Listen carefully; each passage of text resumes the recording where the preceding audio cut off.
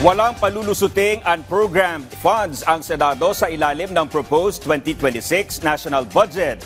Yan ang giit ni Senate Committee on Finance Chairperson Sherwin Gatchalian.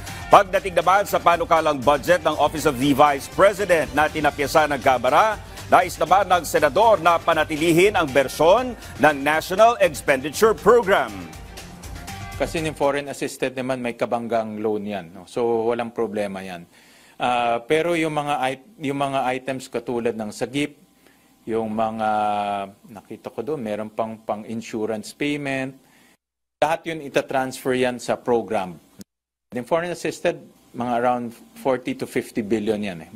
Kung ako tatanungin, and ito yung aking isipan, retain ang budget ng OVP, no? Hindi tatapyasan. Kasi ang increase is only 1.5%. So ano pa tatapyasin natin sa 1.5%? No?